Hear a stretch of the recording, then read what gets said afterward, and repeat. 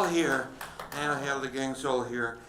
We're the Nighthawks, playing music of the 1920s and 30s, and I'm your band leader for this moment. I'm Vince Giordano. Thank you! We just finished a wonderful song written by Will Hudson, great arranger and future band leader at that time, called Wild Party. And that's what we're going to have tonight, a wild party. So get wild, all right? And we had some great soloists there. We had, let's see, Sam Chess on the trombone, Joe Boga on the trumpet, Mark Lopman playing that great tenor saxophone solo. Yowza. And I think that's it for that. That was played by a handful of bands, one being Fletcher Henderson's band. And then we opened up with a little fanfare, as we always do on every show, that was written by Jimmy McHugh. Everybody knows who Jimmy McHugh is. If not, look him up on Wikipedia. He wrote a lot of stuff. And we love to play that song to say, hey, we're ready to start. And we're always good to have our wonderful percussionist, Paul Wells, who brings his timpani every Monday and Tuesday night. Paul Wells, let's hear your timpani, please.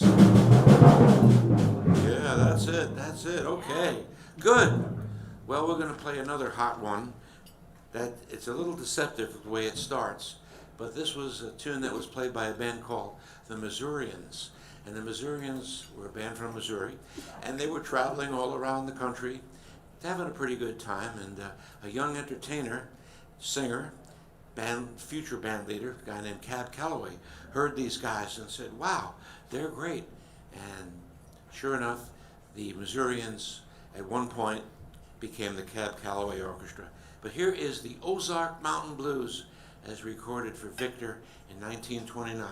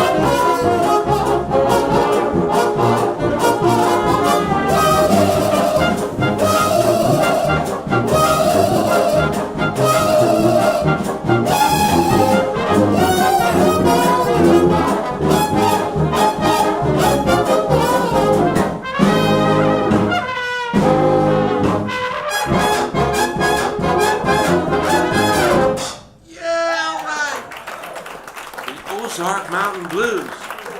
Don't try that one at home. Okay, that was Sam Chester on the trombone, and our trumpet soloist there is a fella that plays our lead trumpet book, and That is Joe Boga. Joe Boga, right. Nice. Give him a nice hand. That was hard what he did there. Now, very so often I like to give these guys the microphone and let them tell different things that they do on their own time. Some have produced CDs and other surprises, and other have important gigs coming up. And now, Joe, you've got an important gig coming up in England. That's right. Yes, thank you. You got it, Joe. Yes, I will be going to England for the first time, and I'm very excited. I will be playing at the Whitley Bay Jazz Festival, which is just outside of Newcastle. And it will be a whole week of music just like what you're hearing tonight. Old 1920s and 30s music played by some wonderful musicians. If you happen to be in England around that time, the end of October, beginning of November, please stop by and say hi. Thank you very much. All right, Joe Boga, very good. And we might as well get another guy involved in this little venture here of guys talking. I normally call it the Nighthawk Home Shopping Network. Joe had nothing to sell except a gig, and that's good, you got to have something. But the fellow who's handling all those wild and woolly alto sax solos, and he has always something great to say. That's Will Anderson. All right, thank you, Uncle Vince. Well, actually, I do have something to sell. It's not a CD or it's not an LP. It's actually going much further back in time than both of those. Back to the 1400s of the Gutenberg printing press. I wrote a book. It's called Songbook Summit, 15 Pioneers of American Sound, and it chronicles the life stories of America's great songwriters and jazz musicians like Benny Goodman, Artie Shaw, Irving Berlin, Cole Porter, Irving Berlin, and many others. So check that out. And actually, this evening, I'm running a special promotion. The book is free, but my autograph is $20, and it's a package deal. You can't get one without the other. I also wanted to mention that I will be leading my own show coming up on September 14th at Symphony Space, along with my twin brother Peter, presenting a show called La Jazz Hot, featuring our very own violinist, Andy Stein. All right. Wow. Thank you, Will. That was great. All right. We're going to slow things down. We have to. And here's a tune associated with a guy named Jimmy Lunsford. Now, most people think of the Jimmy Lunsford Band in the 30s, which they did a lot of great recordings and broadcasts, but they actually started in the 20s, and the original name of the band was Jimmy Lunsford and his Chickasaw Syncopators. And they made a recording for Victor in 1930 with a tune called Sweet Rhythm, written by their pianist Eddie or Edwin Wilcox, and Willie Smith was the lead alto player, and we're going to hear a little bit of that Sweet Rhythm. I'm almost sneezing here. I'm going to go sneeze rhythm here in a minute. If you hear me sneeze, it wasn't on the record. And we happen to have recorded this on our Stomp Off CD. 1, 2, 1, 2.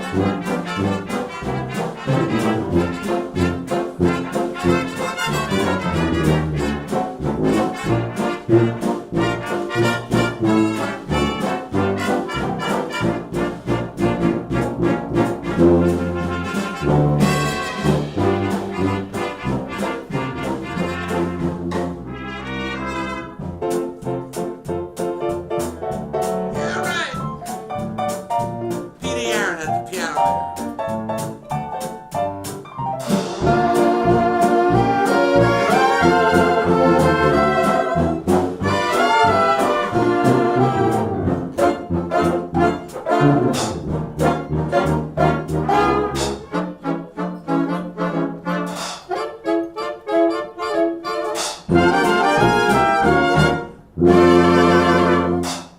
man. All right. Sweet rhythm, played by the Jimmy Lunsford Band. And we had Will Anderson there playing that lead alto solo. Nice to have a piano solo there by Peter Yaron.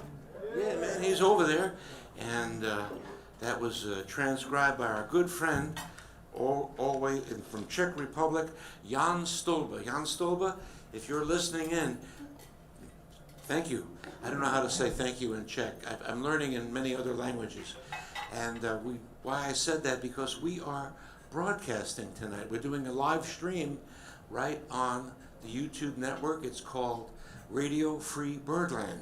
So if you happen, no, I'm not kidding. They say, oh, you gotta be kidding me. No, it's really true. If you go to your computer right now or your phone, well, not too many people have their computer with you, with them here in the audience, but it's true. And tell some folks out there. We'd love to hear from them, good and bad, too. We take all kinds of advice. We're going to pick things up right now and play a song that Andy Stein transcribed from us way back in 1983. It's called The Creeper, and it's a Duke Ellington composition from 1926. Duke was here in New York and playing right around this neighborhood, a place called the Club Kentucky, which doesn't exist anymore. And but that's where Duke really started to get his New York roots, and publishers and record companies and later radio people found out about the great Ellington sound. So here it is. It's called The Creeper. I'll give you 1, 2, 1. 1, 2, 1.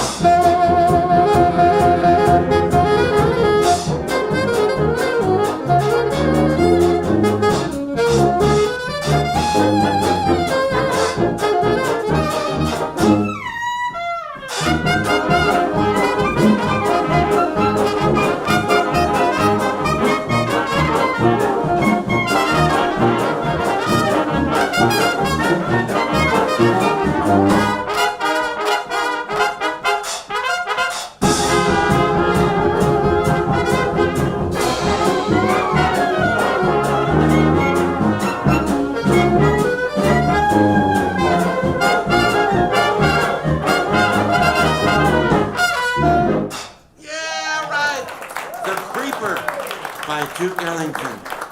Man, that one just moved right along. And, his original trombone, well, not his original, one of his original trombone player in that band was Sam Nanton, right? Tricky Sam Nanton, that's right. We have our own Sam, and we call him Tricky Sam Chester on the trombone. He's tricky. He gets all kinds of wonderful stuff. And had more solo there from Will Anderson, and little interjections by our next soloist, and that's John Eric Kelso. We're going to give John Eric Kelso a big solo right now. This is a song that we play every show, because we love Louis Armstrong. Do you folks know who Louis Armstrong is out there, right? Yeah. Okay, good. Wow. There are some big people out there. I can't see anything out there. I can't give you anything. No, anyway. It's a great tune that his musical teacher, musical father, Joe Oliver, wrote and recorded and had a fair success with it, but Louis Armstrong really took this song under his wing, and it became one of the most written about jazz compositions in the 1920s. And while we're talking about Louis Armstrong, we always like to mention this wonderful place that you must go see. It's the Louis Armstrong House Museum. It's over in Queens. For all you folks here in the audience, you take the number 7 train to Corona. That's the brief way of saying it. You could find out more by calling them. They have certain days they're open, certain hours, and it's a really fantastic experience. Please try to do it, if you can. And we have some flyers there on our merch table. Pardon me here. Occasionally my voice starts to work. And all right, so here it is, and here's John Eric Kelso to play it for it. It's called the West End Blues.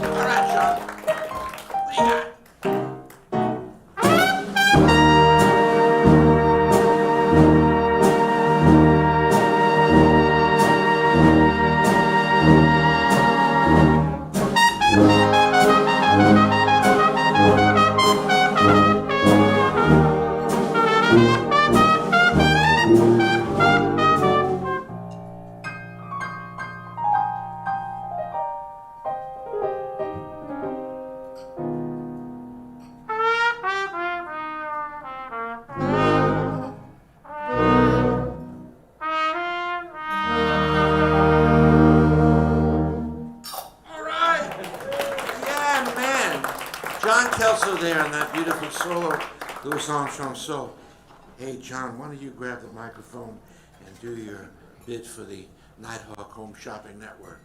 All right.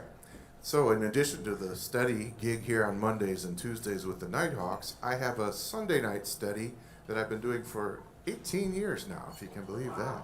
And that's at a great old bar, one of the oldest bars in New York, and it's called the Ear Inn. and that's down on Spring Street on the far west side. And naturally, we call the group the Irregulars. And we're delighted to have a new Live at the Ear in CD in the back.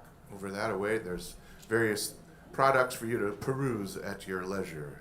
Thank you. Yeah, John Kelso, all right. Beautiful. You know, one of the things about the Louis Armstrong Museum, they have Louis's beautiful golden trumpet there. And both our trumpet players, John Kelso and Joe Boger, brought their mouthpiece, and they were able to actually toot. And I think both guys played that cadenza in the beginning too. So that was very apropos and very moving to hear that. And let's see, we had a nice solo there from Sam Chess on the trombone. Yeah. And you might have noticed something different from our clarinets. They were playing their megaphones, and yeah. It's rare to see clarinet megaphones these days. I wonder why. Clarinet megaphone was introduced probably, I say probably because there's always someone there to find some new information. Anyway, it was introduced by the Hal Kemp Band in the late 20s. It came out of a university, they did, and I think somebody kind of borrowed some some megaphones from the cheerleaders, which they never got back. But I didn't borrow any of these. I had those made, and it took me 30 years to find someone to make those, and that's why I use them all the time. Peter Yaron was playing that great solo that Earl Father Hines, give him a nice hand there on the piano. Yeah, good job. And we always like to talk about the weird little sounds that Paul Wells was producing there from his drum kit, and what he was doing was playing this very rare instrument these days, but back in the 20s, it was kind of common. A lot of drummers had them. They're called Bacharach cymbals. The original drummer on that recording, and many of the Armstrong recordings from around that time, was Zooty Singleton, and he shows up with these wacky things called Bacharach cymbals. Play for some for the folks. Yeah. Okay, all right, that's enough, Oh, he just loves it. He just loves it. Yeah, that's Paul Wells. And we also like to tell you about our little album here. This is looks like an LP album. We have West End Blues on it. We shall have 2 albums that just came out on a Rivermont label. And here's the West End Blues. Now, the only thing I want to say, I won't do the whole bit, but because we always do the whole bit every week and every show. But this is not on 33. It's not a 45. It's a 78 RPM. So what? What? Yeah, what? So I'll just leave it at that. So you got to have a 78 turntable to play this. I mean, I don't mean a wind up either. Okay, that's all. That's all. All right. We won't do the comedy anyway. Okay. We'll do it. We'll do it another time. And people say, "Hey, you got to change it up a little bit, Vince, or else people get, I don't know. They start throwing things at me." We're gonna play a song that Joe Boger requested last month. That's the whole thing with the Nighthawks, We take requests, but we don't play them.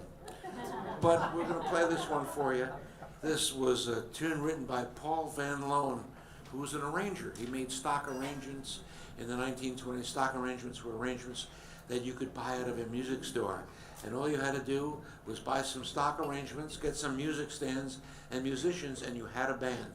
And that's how I started, and how I finished too. It's called Crazy Quilt. And Joe, is the quote still there? It is. Yeah. Why don't you grab the microphone and read what it says here to you? So this is a little note from the original music with the trumpet solo that John Eric Kelso is going to play. And in quotations, it said on the original music, it said, "If you are too drunk, you can't play this. ... I know." Yeah. So these little jokes were in the music like that. So I guess a band leader would call this in the beginning of the night before things changed. Here it is, Crazy Quilt. This was recorded by a variation of the California Ramblers called the Goofus 5. Too much to explain. 1, 2, 1, 2.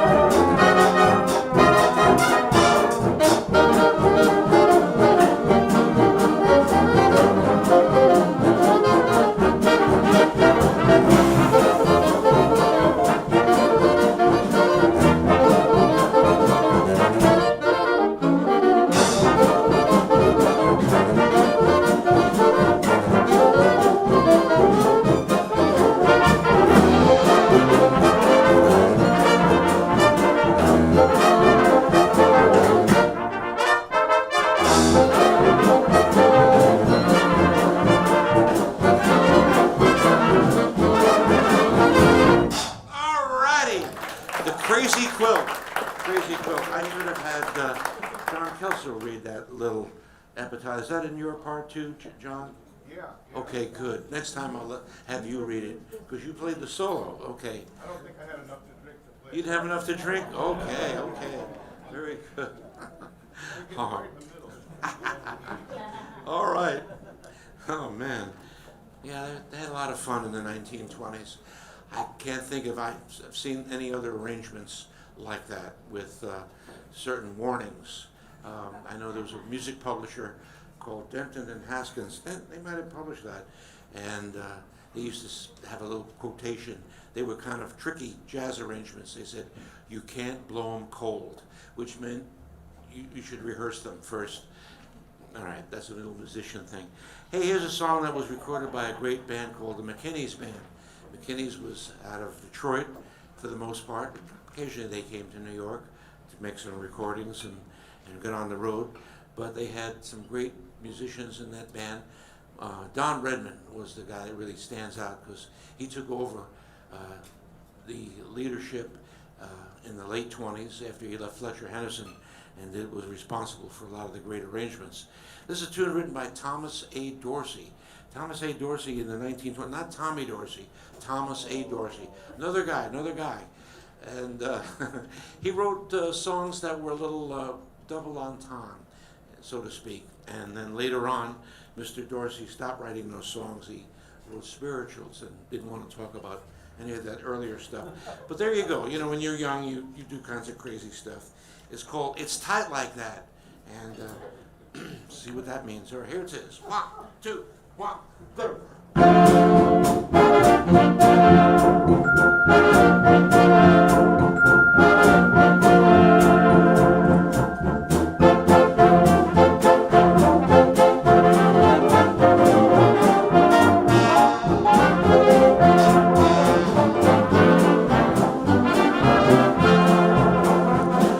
Listen here, folks, want to sing a little song. Don't get mad, I mean no wrong, cause it's tight like that.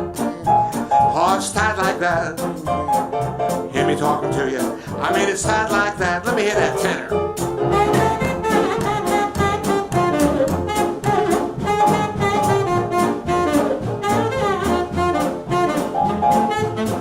Mark Lopeman.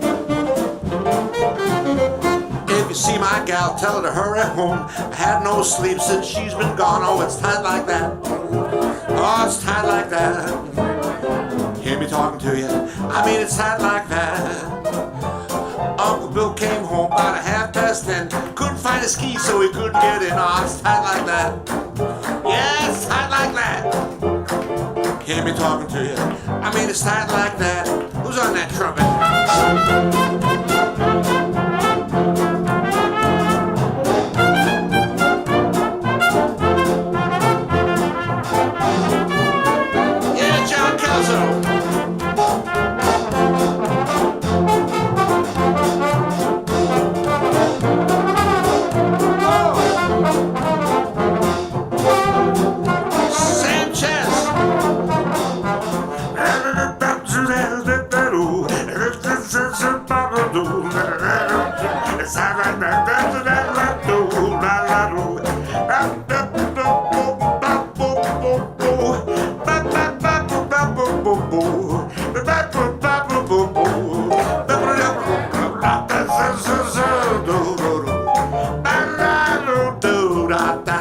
Play it, guys.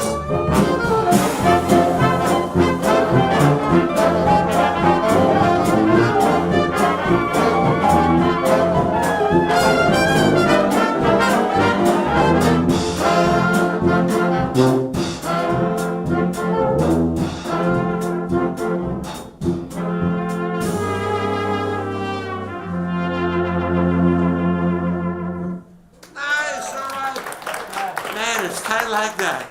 That's the wonderful McKinney's Band. That was Mark Lopeman playing the tenor sax. Nice, nice, all right. Mark doesn't have any CDs or books or gigs that he can talk about, but I like to talk about him. When he was in the music business a bunch of years ago, he did some gigs with Frank Sinatra, And that was a great thrill for him. And then he got on the road with Buddy Rich for a couple of years and did all kinds of gigs in between, but mostly up to date now. He worked on this musical, he worked on this little project that he did for the whole season. He worked in the music department and also appeared in the film for a season. That's The Marvelous Mrs. Maisel. That's Mark Lobin. Yeah, The Marvelous Mark Lobin, too. Yeah, we always talk, once in a while I used to talk with her, but we won't talk about that. All right. Here's a song from the 1930s written by a guy named Harold Mooney. Harold Mooney was a arranger. He did a lot of special arrangements for different people, and I think this arrangement came from the Ozzie Nelson band, of all things. But quite a few bands recorded it, and I think even Duke Ellington had a recording of it in the 40s. And it shows up in a lot of cartoons from that time, usually when mysterious things are happening. It's called Swamp Fire. Swamp Fire, I have no idea. And the arranger is very interesting. According to my notes here, the arrangement was by Mr. Ad Libby. So I have no idea who that is. It's probably Harold Mooney. 1, 2, 1, 2.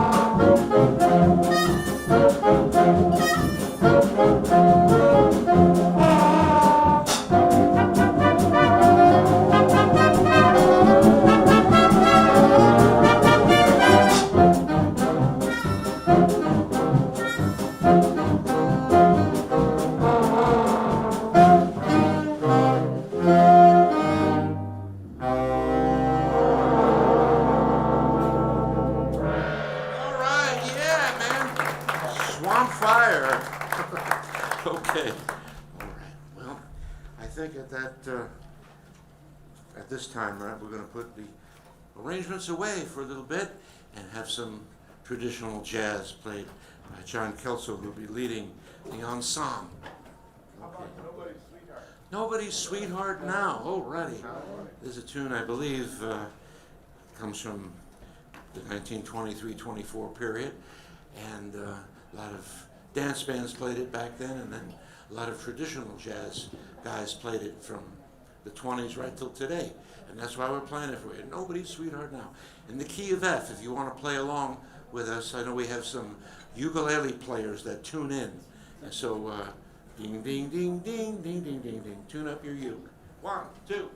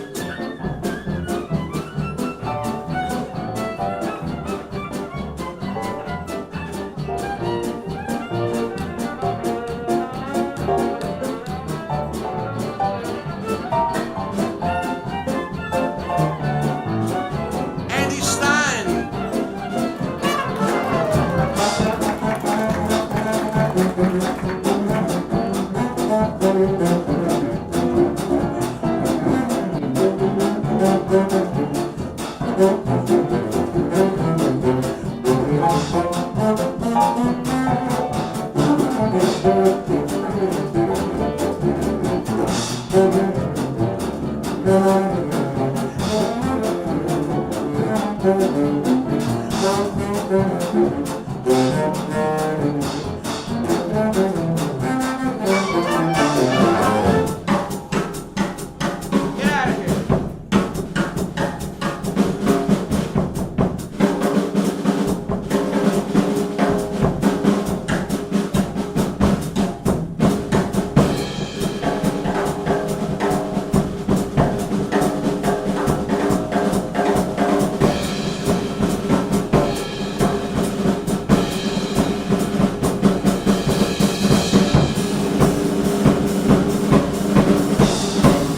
Paul Wells.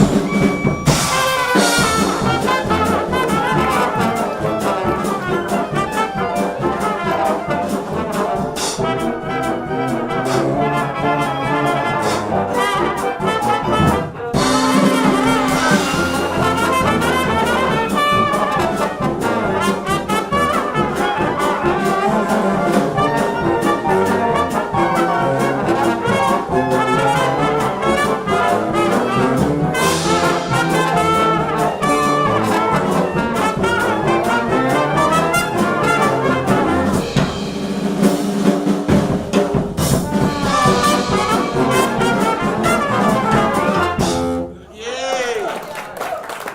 What a night. Nobody's sweetheart now. All right. Sam Chess on the trombone. John Kelso on the trumpet.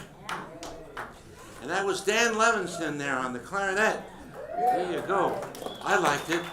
And speaking of nobody's sweetheart and all that in Chicago jazz, I'm sure Dan Levinson could say a few things on the microphone about a few things, and here he is. If Take I it must. away. Yes, well, remember back in the day when Vince and John and I were just kids, in the 1990s, we did an album in tribute to the fellows that made that last song famous, a bunch of Chicago musicians, and but here it is for sale. It's on vinyl and LP. It was produced by a legendary producer named George Avakian, and it's a tribute to the great Chicago jazz pioneers of the 1920s. It's available on the Rivermont label at rivermontrecords.com for those of you at home. And back also when we were kids, a few years later, we did this album, tribute to Bish Beiderbecke.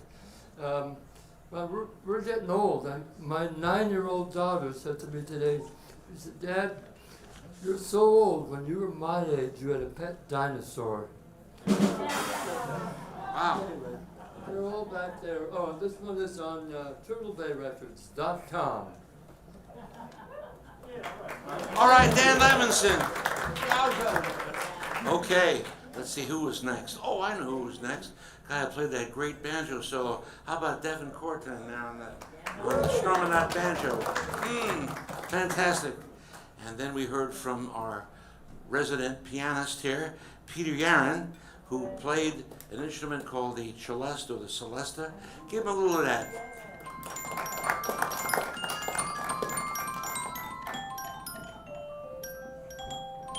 Oh, nice. Oh. Thank you, Peter. Okay, and now the next soloist was yours truly, who was struggling at that tempo. I'm sorry about that. And this was an instrument called the bass saxophone. You know, last night we had a wonderful happening here at Birdland. Happening, that's a term hasn't been used since the 60s or 70s. But we actually had two groups on the on this floor and on the ground floor upstairs, both using bass saxophones at different times. It was a pretty exciting adventure in old jazz. Anyway, I appreciate the one person that was thinking about applauding for my solo, but they were thinking about it. You know, I'll get to that. But you know, the whole thing with the Nighthawks is the more you drink, the better it sounds. And the more I drink, the better I think it sounds. Let me say,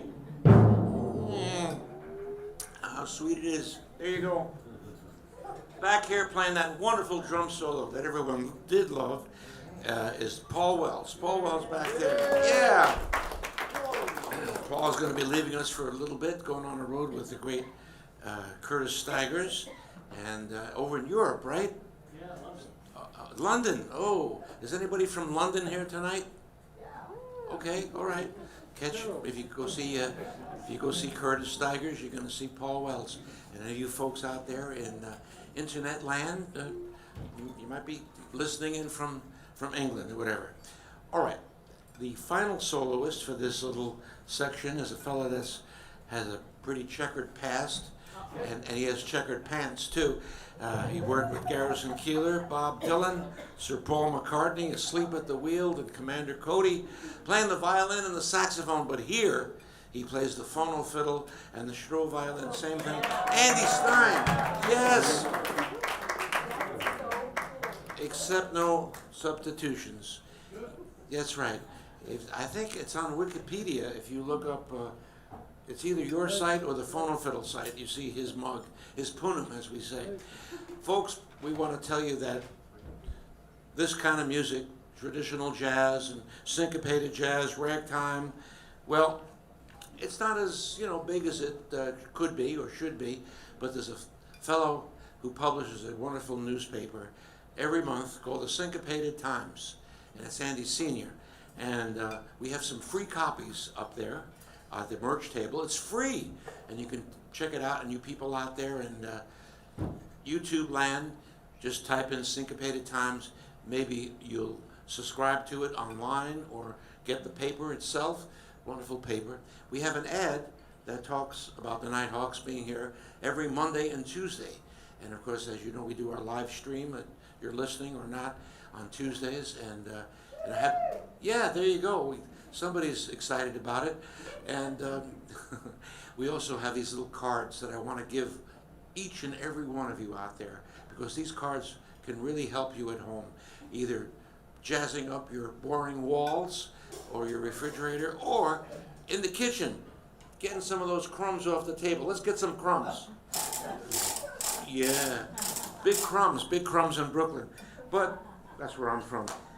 But more importantly, maybe you might buy this wonderful book that Will talked about, and you're going to need a bookmark. Let's try to get the bookmark into the book. Whoa! Oh, look at that. It worked. Wait a minute. Oh, wait a minute. Yay. Oh, wait a minute. Look at this. Oh, man. Well, how does he do it? Any more? Any more? Wait a minute. This is the big one. This is the big one. Wow!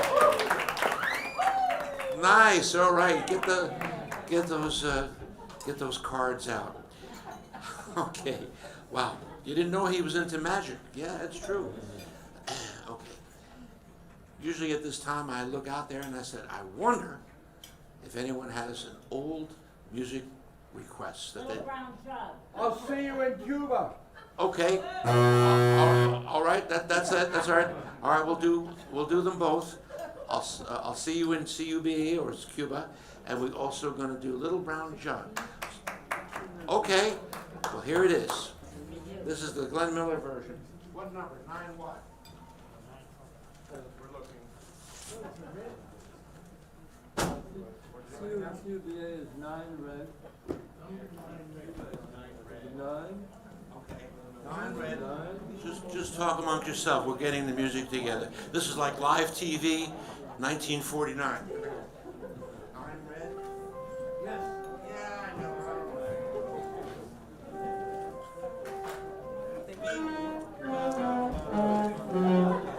There you go. Okay. And how about Joe? Looking for it. Oh, line 27. All right, we'll do the swing one first. This was a little tune that people used to just kind of sing. It has no composer. It's one of those anonymous tunes. And Billy Finnegan, who was doing some arranging work in the 1930s, did this for Glenn Miller way back in about 1939 or so. And here is Little Brown Jug. 1, 2, 1, 2.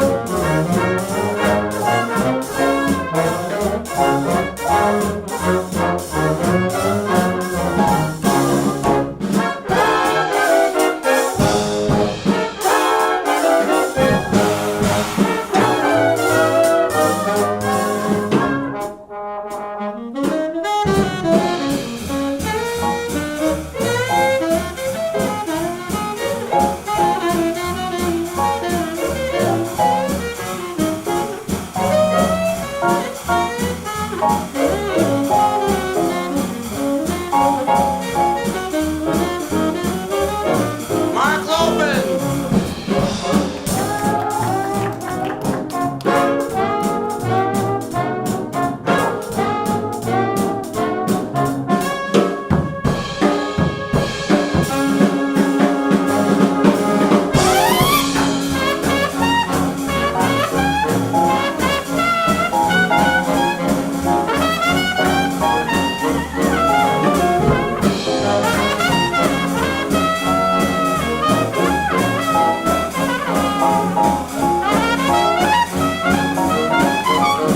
John Kelso!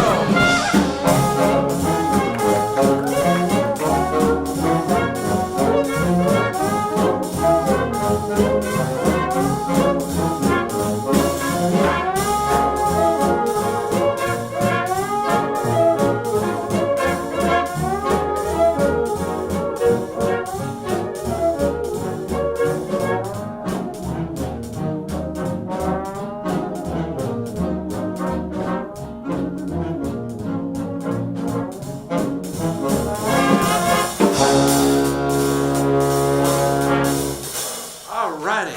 There you go, Little Brown Jug. You said it couldn't be done, and you were right. There you go. Mark Lopin there. You did some work with the Road Glenn Miller Band, didn't you, Mark? Oh, yeah. He did all that. So you must have played that a few times with them. Oh, not only with that. With everybody. All right. Now we're going to go back to 1920, about a decade or so, almost 2 decades before. A tune that was written by the great Irving Berlin, and Prohibition started to kick in. And this has wonderful words, which unfortunately I don't know the words, so you have to imagine you have to listen to it on YouTube or something like that. But people were still interested in drinking, and you could drink in the United States, but it was dangerous. You had 2 options. You had to leave the States, and a lot of people went over to Cuba. I'll see you in CUBA, and this is a arrangement that we did for Boardwalk Empire, which nobody remembers that series. That's how old everything is these days. And this is sort of a ragged jazz feeling, a little ragtime, a little early jazz. And here it is, by Irving Berlin, I'll see you in Cuba or CUBA. 1, 2, 1, 2, and 3, and 4.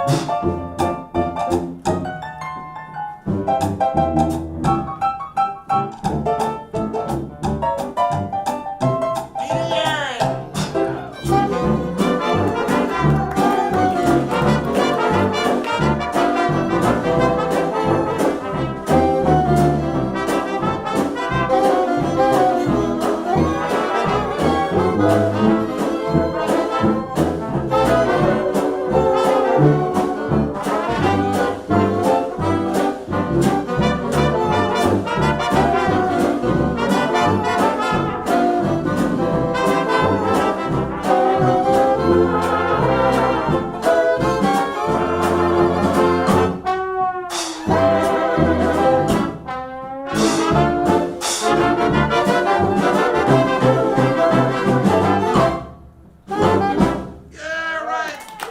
I'll see you in CUBA. All right, that's really neat. That was Ragtime Peter Yarn over there. Ragtime Peter Yarn. That was great. And Sam Chess sliding his trombone into infamy. There you go. That was nice. It was nice. All right, let's see what we're doing here. We got, let's do a Louis Armstrong related tune. This was written by his wife or his girlfriend. I don't know where their relationship was in 1926. I'm sorry to say. Someday I'll find out. But he was involved with a lady named Lil Hardin, who later became Lil Hardin Armstrong. And she worked in the King Oliver Band, playing piano and transcribing the music so they can copyright it. Great, great innovative lady. And when Louis' first records came out under his name, she was there too, playing the piano. And there's a real tricky arrangement that Wycliffe Gordon did way back, and we expanded it. It's called Jazz Lips, and we're gonna have a lot of fun with it. It's pretty tricky, Jazz Lips, and here's Joe Boga to tell you about it. 1, 2, 1, 2.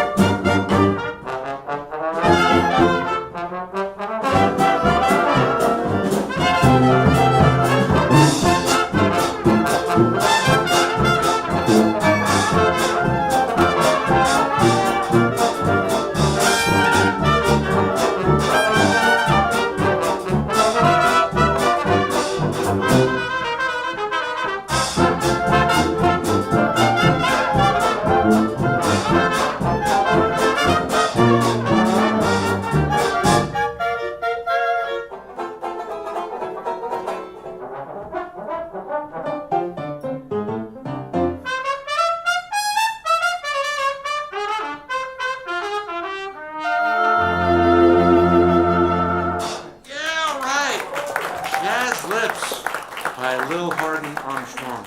Nice. Well, let's see here. We have time for a couple of more. And here's a song that was done by the Gene Goldcat Band back in the 1920s. They were a great band that also played in Detroit at the Greystone Ballroom along with the McKinney's Band. And they had some great people in that band like Bix Beiderbecke and Joe Venuti and Don Murray and Chauncey Morehouse and a few others that I could go on and tell you. But 1926, one of the writers was a guy named Julie Stein, who later became a famous writer that you could check him out on Wikipedia. But he was a young man, and this was his big breakout tune. It's called Sunday, and this was arranged by a fellow I studied with, a guy named Bill Chalice. And on the original recordings, there were 3 singers, all related, 2 sisters and a brother, who they called the Keller sisters and Lynch, Brother Lynch. And usually we say Lynch the Keller sisters, but anyway, and here we go. I'll try to do my best. 2, 1, 2, 3, 4.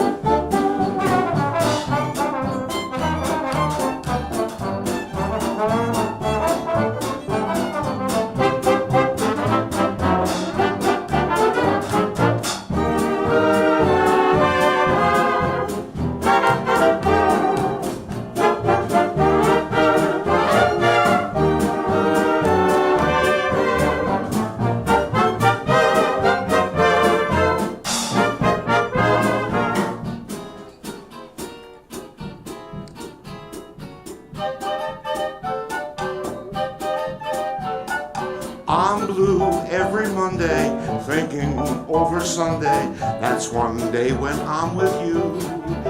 It seems that I sigh all day Tuesday, I cry all day Wednesday. Oh my, how I long for you. And then comes Thursday, gee, it's long, it never goes by. Friday makes me feel like I'm gonna die, but after payday is my fun day. I shine all day Sunday, that day when the novel you gonna dip it this Sunday. Uh-huh, uh-huh.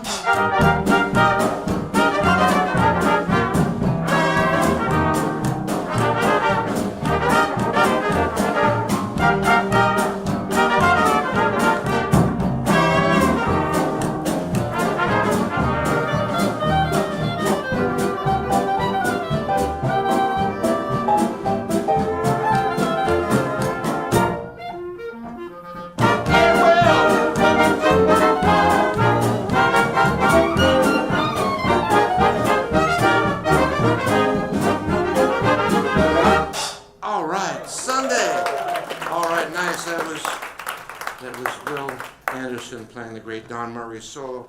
Thank you. And a little bit of Joe Venuti by Andy Stein with a little duet with Sam Chess, Bill Rank. Well, we're going to take a break right now and come back for our next set later. But we want to thank you so much for coming tonight and supporting this great nightclub, Birdland, from West 44th Street. All you folks there on the live stream, come and see us and tune in. And keep supporting live jazz, keep supporting live music, all that good stuff. Keep coming out. Don't stay home. All right. Here's a hot one that was played by the great McKinney's band of 1928, arranged by John Nesbitt and was transcribed by our good friend James Chirillo. It's called Crying and Sighing. 1, 2, 1, 2.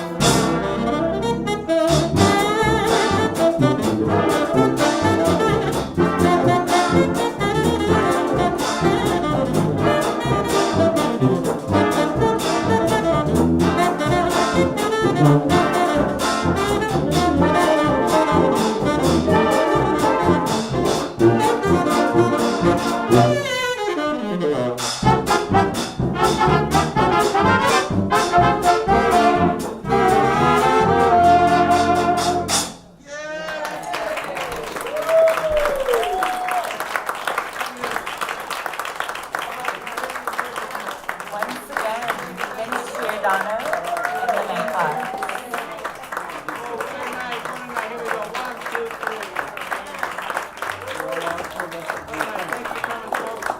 Just a reminder, Birdland The Nighthawks are here with us every Monday and Tuesday, so please tell a friend. And if you'd like to take your music home with you, there are CDs and LPs available at the merchandise stand. Up next in the upper level is Catherine Russell at 7 o'clock. If you'd like to stay with us, please inform your host. And for those of you leaving, want to thank you. Look forward to your next visit. Other places, you can stop off, Vermont, somewhere like in Ohio. There's a guy named Brian Wright.